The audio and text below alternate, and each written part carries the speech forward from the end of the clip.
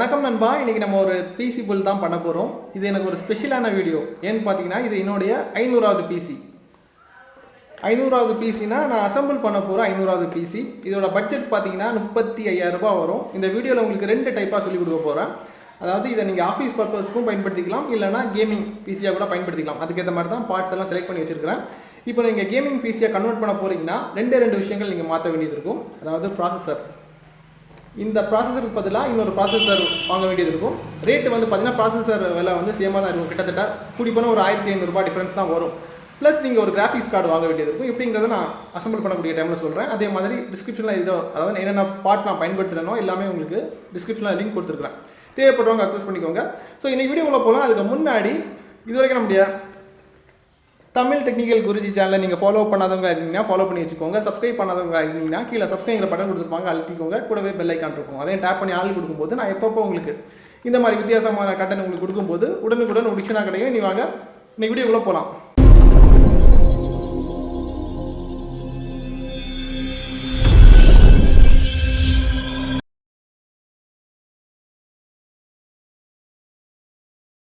நண்பா, இந்த பிசி அசம்பிளிங்க்கு நான் என்னென்ன திங்ஸ் பயன்படுத்துகிறேங்கிறத ஃபஸ்ட்டு உங்களுக்கு காமிக்கிறேன். அதுக்கப்புறம் நம்ம அசம்பிளிங் ஸ்டார்ட் பண்ணிடலாம். அதாவது நான் ஷாப்புக்கு போகும்போது ஏபிஎஸ் யூபிஎஸ் தான் வேணுங்கிற ஒரு முடிவில் போயிருந்தேன்.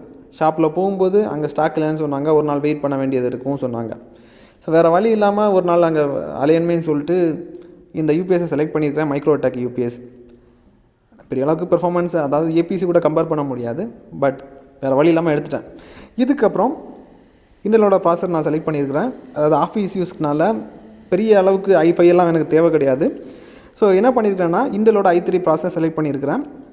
10G, அதாவது 10th ஜென்ரேஷன் ப்ராசஸர் நான் செலக்ட் பண்ணியிருக்கிறேன். இந்த ப்ராசஸரில் உங்களுக்கு கிராஃபிக்ஸ் இன்புல்ட்டாக வந்துடும். கிராஃபிக்ஸ் கார்டு நீங்கள் தனியாக போட வேண்டிய அவசியம் கிடையாது. அதாவது ஆஃபீஸ் யூஸுக்கு இந்த ப்ராசஸர் நீங்கள் பயன்படுத்திக்கலாம். இப்போ கேமிங் பிசி நீங்கள் அசம்பிள் பண்ண போகிறீங்கன்னா அதுக்கு உங்களுக்கு 2 விதமாக நான் உங்களுக்கு டிஸ்கிரிப்ஷனில் லிங்க் கொடுத்துருக்குறேன். இந்த ப்ராசஸரை மட்டும் பயன்படுத்தாதீங்க. உங்களுக்கு வேறு ஒரு ப்ராசஸர் இருக்குது, அதில் கிராஃபிக்ஸ் எதுவுமே வராது. தனியாக நீங்கள் கிராஃபிக்ஸ் கார்டு வாங்க வேண்டியது இருக்கும். உங்களுக்கு வசதிக்கு ஏற்ப நீங்கள் 2GB கிராஃபிக்ஸ் கார்டை போடுறீங்களா, 4GB போடுறீங்களா, இல்லை அதை விட ஹையர் எண்டுக்கு போடுறீங்கனாலும் சரி தான். உங்களுக்கு எல்லாத்தோட லிங்க்கும் நான் கீழே கொடுத்துருக்குறேன். கேமிங் பிசினா இந்த ஒரு பாட்டு மட்டும் நீங்கள் மாற்றினால் போதும். அடிஷ்னலாக நீங்கள் கிராஃபிக்ஸ் கார்டு மட்டும் வாங்கணும். இதுக்கப்புறம் OS போடுறதுக்கு 240GB WD ஹார்டிஸ்க்கு நான் ஹார்டிஸ்க் கிடையாது, SSD செலக்ட் பண்ணியிருக்கிறேன். அதாவது ஹார்டிஸ்க் நான் இதில் இந்த அசம்பிளிக்கு நான் பயன்படுத்தலை. ஏன்னு பார்த்தீங்கன்னா என்னுடைய ஸ்டோரேஜ் எல்லாம் க்ளவுடில் தான் ஸ்டோர் ஆகும். ஸோ எனக்கு வந்து ஸ்டோரேஜுக்கு டிவைஸ் தேவை கிடையாது, OS மட்டும் போடணும். ஸோ அதுக்கு OS ஃபாஸ்ட்டாக பூட் பண்ணுறதுக்கு WDயோட ஹார்டிஸ்க்கை செலக்ட் பண்ணியிருக்கிறேன். அதாவது இந்த ஹார்ட்வேருக்கு WD தான் செட் ஆகும். அதனால் இந்த SSD நான் செலக்ட் பண்ணியிருக்கிறேன். இப்போ வேறு ஒரு பிராண்டில் நான் வந்து அதாவது நிறைய பார்ட்ஸுக்கு ஏற்ற மாதிரி உங்களுக்கு ஹார்ட்வேர் மாற்ற வேண்டியது இருக்கும். இந்த ஹார்ட்வேருக்கு இந்த SSD தான் எனக்கு செட் ஆகும். ஸோ அதனால் இந்த SSD பயன்படுத்துகிறேன். இதுக்கப்புறம் ரேம் வந்து பார்த்திங்கன்னா உங்களுக்கு கோசரோட ரேம் நான் பயன்படுத்துகிறேன். இதில் உங்களுக்கு சீப் ரேட்டில் உங்களுக்கு நிறைய ரேம் கிடைக்கும். அதாவது இது கொஞ்சம் ஒரு ஸ்டாண்டர்டாக இருக்கும், பர்ஃபார்மன்ஸ் நல்லாயிருக்கும். அதாவது ஹார்ட்வேருக்கு மேட்சிங் ஏற்ற மாதிரி தான் நான் பண்ணியிருக்கிறேன். இப்போது ரேம் உங்களுக்கு சீப் லெவலில் போனீங்கன்னா ரேமில் கண்டிப்பாக உங்களுக்கு ஒரு 1,500 ரூபா சேவ் பண்ணிக்கலாம். அப்போது 35,000 ரூபாயில் 1,500 ரூபா மைனஸ் பண்ணிங்கன்னா இன்னும் உங்களுக்கு காசை சேவ் பண்ணிக்கலாம். அது உங்களுடைய விருப்பத்தில் இருக்குது. இதுக்கப்புறம் மானிட்டர்னு பார்த்தீங்கன்னா இதில் டெல்லோட மானிட்டர் நான் செலக்ட் பண்ணி வச்சுருக்கிறேன். 18.5 இன்ச்சு. இதோட விலை பார்த்தீங்கன்னா 4,500 ரூபா வரும். இதுக்கப்புறம் மதர் போர்டுன்னு பார்த்தீங்கன்னா அஷ்யூஸ் மதர் போர்டு நான் செலக்ட் பண்ணியிருக்கிறேன். H410 MCS. அஷ்யூஸ் செலக்ட் பண்ணுறதுக்கு நிறைய காரணம் இருக்குது. இன்டலுக்கு அடுத்தபடியாக நான் ப்ரிஃபரன்ஸ் கொடுக்குறது அஷ்யூஸஸ் தான். ஏன்னா நல்லாயிருக்கும்.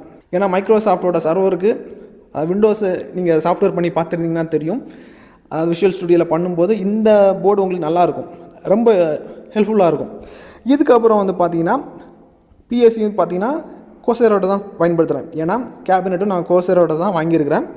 அதனால் 450 வாட்டில் ஒரு பிஎஸ்சி வாங்கியிருக்கிறேன். அதுக்கப்புறம் கீபோர்டு மவுஸு ஒயர்லெஸ் தான். இப்போ ஒயர்லெஸ் இல்லாமல் நீங்கள் நார்மலாக வாங்கிட்டீங்கன்னா உங்களுக்கு ஒரு 1,000 ரூபா சேவ் பண்ணிக்கலாம். 600 ரூபாயில் கீபோர்ட் மவுஸ் வாங்கிக்கலாம். அப்படின்னா உங்களுக்கு 1,000 ரூபா சேவ் ஆகும். அதே மாதிரி பிஎஸ்சிக்கு பதிலாக நார்மல் SMBS நீங்கள் பயன்படுத்தினீங்கன்னா உங்களுக்கு இன்னும் ஒரு 2,500 ரூபா சேவ் ஆகும். ஸோ அப்படி பார்த்தீங்கன்னா ஒரு 20,000 ரூபாய்க்கே நீங்கள் வந்து பிசியெல்லாம் அசம்பிள் பண்ணிக்கலாம். ஸோ அதாவது பார்ட்ஸுக்கு ஏற்ற மாதிரி தான் உங்களுக்கு ரேட்டிங் வரும். இங்கே நான் பயன்படுத்தியிருக்க பார்ட்ஸை பொறுத்த மட்டும் உங்களுக்கு 35 சம்திங் வரும். 35,000 ரூபா அந்த பட்ஜெட்டுக்குள்ளாடி தான் வரும். இதுக்கப்புறம் கேபினெட் பார்த்தீங்கன்னா கோசரோட கேபினெட் தான் பயன்படுத்துகிறேன். RGB cabinet. இதோட விலை பார்த்தீங்கன்னா 4200 வரும். இதில் நார்மல் டைப் இருக்குது. நார்மல் டைப் வாங்கினீங்கன்னா 2900 நீங்கள் வாங்கலாம்னு நினைக்கிறேன். 2500 வாங்கலாம். அதாவது கேபினெட் 1000 வாங்கலாம். 1000 வாங்கினீங்கன்னா இன்னும் உங்களுக்கு காசு நிறைய சேவ் பண்ணிக்கலாம். குவாலிட்டி இருக்காது, அதையும் நீங்கள் பார்த்துக்கோங்க. இவ்வளோ திங்ஸ் தான் நான் பயன்படுத்துகிறேன். இதுக்கப்புறம் இன்னொரு விஷயம் இருக்குது. அசம்பிளிங்கை பொறுத்த மட்டும் இதுக்கு ஒரு முறை இருக்குது. அதாவது பிகினராக இருக்கும்போது அவங்க முறையை ஃபாலோ பண்ணுவாங்க. இப்போ எக்ஸ்பர்ட் அந்த லெவலில் இருக்கிறவங்க என்ன பண்ணுவாங்கன்னா முறையை பிரேக் பண்ணிடுவாங்க. அதாவது அவங்களுக்கு எவ்வளோ ஃபாஸ்ட்டாக அசம்பிள் பண்ண முடியுமோ, அவங்களுக்கு எந்த மாதிரி வசதி இருக்கோ அதுக்கேற்ற மாதிரி தான் பண்ணுவாங்க. இப்போ உங்களுக்கு முறையாக ஃபாலோ பண்ணணும்னா என்னுடைய புக்ஸோட லிங்க் நான் கீழே கொடுத்துருக்கேன். பெஸ்ட் லிங்க் தான். ஸோ அந்த புக் உங்களுக்கு தேவைப்பட்டால் அதை வாங்கி படிச்சுக்கோங்க. அது ஃபுல்லாக அவங்களுக்கு ஒரு ஹார்ட்வேரோட அனாட்டமியை ஃபுல்லாக அவங்களுக்கு பிரித்து மேயிற மாதிரி இருக்கும். தேவைப்பட்டவங்களுக்கு லிங்க் கீழே கொடுத்துருக்கேன், அக்சஸ் பண்ணிக்கோங்க. இதில் நான் எப்படி அசம்பிள் பண்ணுறேங்கிறத காமிக்கிறேன். அதாவது எனக்கு ஃபாஸ்ட்டாக அசம்பிள் பண்ணணும். ஸோ அதுக்கு ஃபஸ்ட்டு ப்ராப்ளம் எனக்கு வரக்கூடாது. ஸோ ஃபஸ்ட் நான் என்ன பண்ணுறேங்கிறத நீங்கள் பாருங்கள். இனி அசம்பிள் பண்ணிடலாம். அசம்பிள் பண்ணுறதுக்கு மதர் போர்டை நான் எடுத்து வச்சுருக்கிறேன்.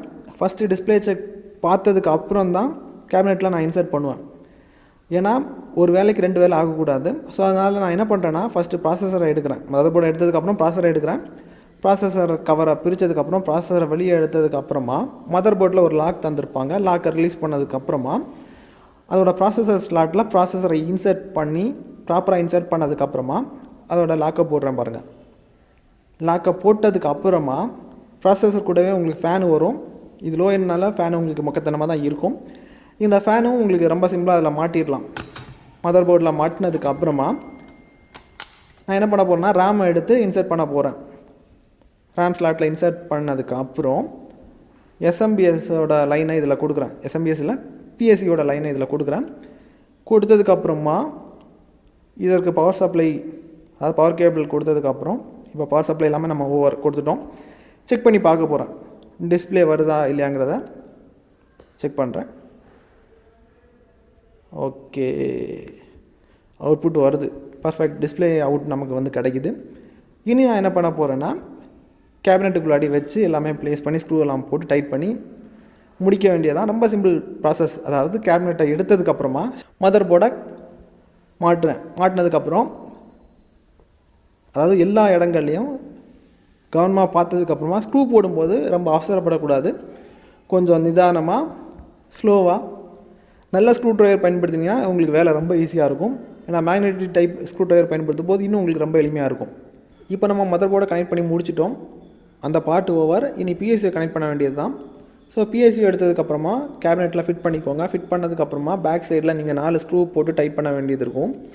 அது திரும்ப திரும்ப ரிப்பீட் பண்ணுறேன். நல்ல ஸ்க்ரூ ட்ரைவர் பயன்படுத்தினீங்கன்னா உங்களுக்கு வேலை இன்னும் எளிமையாக இருக்கும். நிதானமாக ஸ்லோவாக பண்ணால் போதும், டைட் பண்ணிக்கோங்க. 4 ஸ்க்ரூவும் போட்டு முடித்ததுக்கப்புறமா இப்போ எனக்கு ஓஎஸ் போடுறதுக்கு எஸ்எஸ்டியை கனெக்ட் பண்ணணும். ஸோ அந்த 240 GB எஸ்எஸ்டிக்கு, அதாவது எஸ்எஸ்டியை இதில் ஸ்லாட்டில் போட்டு ஸ்க்ரூ போட்டு டைட் பண்ணுறேன். டைட் பண்ணதுக்கப்புறமா அந்த ரேக்கில் இன்சர்ட் பண்ணி வைக்கிறேன். அவ்வளோதான். ஒன்ஸ் நீங்கள் எஸ்எஸ்டியை மாட்டினதுக்கப்புறமா ஒயரிங்கை கொடுக்க வேண்டியது தான். இதில் நான் ஹார்ட் டிஸ்க் பயன்படுத்தலாம். ஏன்னா க்ளவுட் ஸ்டோரேஜ் தான் பயன்படுத்துகிறேன். ஸோ அப்போ நமக்கு ஹார்ட் டிஸ்க்கு தேவை கிடையாது. ஸோ பிஎஸ்சியில் இருந்து எல்லா லைனும் எடுத்து மதர் போர்டு கொடுத்துக்கோங்க. அதுக்கப்புறமா இப்போ கேபினெட், இந்த கேபினெட்டை பொறுத்த மட்டும் ஆர்ஜிபி கேபினெட். ஸோ அந்த ஆர்ஜிபி ஃபேனுக்கு தேவையான அந்த கனெக்ஷன் கொடுத்துக்கோங்க. அதுக்கப்புறம் பவர் ஆன் சுவிட்சு, ரீசெட் சுவிட்சு, அதுக்கப்புறம் பவர் எல்இடி, அப்புறம் ரீசெட் எல்இடியில் எஸ்எஸ்டியோட எல்இடி, அது எல்லாமே ப்ராப்பராக நீங்கள் லைனுக்கு கொடுத்து முடித்ததுக்கப்புறம் அதுக்கப்புறம் ஃப்ரண்டில் யூஎஸ்பி போட்டு வரும். அதோட லைன் எல்லா லைனுமே கொடுத்து முடித்ததுக்கப்புறமா இப்போ லைன் எல்லாம் சக்ஸஸ்ஃபுல்லாக கம்ப்ளீட் பண்ணி முடிச்சிட்டோம். இனி செல்ஃப் டெஸ்ட் பண்ணி பார்க்க வேண்டியது தான். சுவிட்ச் ஆன் பண்ணுறேன் பாருங்கள். பவர் சுவிட்ச் ஆன் பண்ணுறேன். ஆன் பண்ணிட்டேன். ஃபேன் எல்லாம் கரெக்டாக சுற்றுது. CPU fan okay. அப்புறம் டிஸ்பிளே அவுட் வருதாங்கிறத பார்க்குறேன். டிஸ்பிளே அவுட் ஓகே வருது. போட் ஆகுதா, உள்ளாடி போகுது, ஓகே பிரச்சனை இல்லை.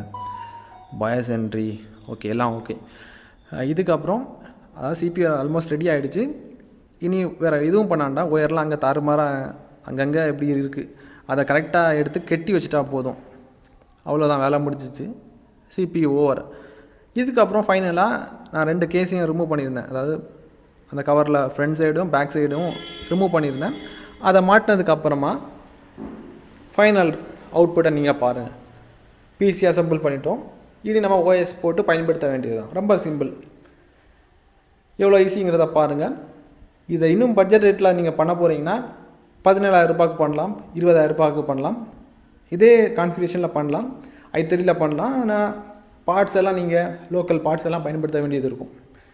இப்போ உங்களுக்கு ஐடியா கிடச்சிருக்கும். PC assembling over. புக்கு தேவைப்படுறவங்களுக்கு லிங்க் வந்து கீழே கொடுத்துருக்குறேன். இப்போது ஆஃபீஸ் பர்பஸ்னால் ஃபஸ்ட்டு இருக்கக்கூடிய லிங்கை யூஸ் பண்ணிக்கோங்க. அப்புறம் இப்போது கேமிங்க்கு பயன்படுத்துகிறீங்கன்னா 2வது கொடுத்துருக்குறேன். போர்டு சேமாக இருக்கட்டும், பிரச்சனை கிடையாது. இப்போ கேமிங் மதர் போர்டுக்கு போகிறீங்கன்னா உங்களுக்கு இன்னும் காசு நிறைய செலவாகும்.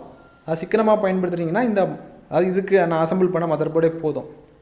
இதில் சேஞ்சஸ்ன்னு பார்த்தீங்கன்னா உங்களுக்கு ப்ராசஸரும் அப்புறம் அடிஷ்னலாக நீங்கள் கிராஃபிக்ஸ் கார்டு வாங்க வேண்டியது இருக்கும், அவ்வளோதான். மற்றபடி கேபினெட்லாம் கேமிங் கேபினெட் தான், அவ்வளோதான். ரொம்ப சிம்பிள். இப்போ ஐடியா உங்களுக்கு கிடச்சிருக்கும்.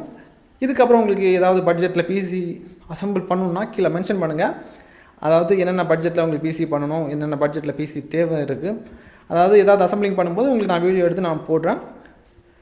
இதுக்கப்புறம் உங்களுக்கு எந்த மாதிரி டெக் வீடியோஸ் வேணுங்கிறதும் ஓப்பனாக தெரியப்படுத்திக்கோங்க. டெக்னாலஜி ரிலேட்டடாக என்னென்ன பிரச்சனைகளை ஃபேஸ் பண்ணுறீங்க அதையும் கீழே டைப் பண்ணி மென்ஷன் பண்ணுங்கள். நிறைய பேர் ஒரே விஷயத்தை கேட்கும்போது கண்டிப்பாக நான் பண்ணுறேன். இதே மாதிரி இன்னும் நல்ல ஒரு அப்டேட்ஸை சந்திக்கலாம். Keep supporting.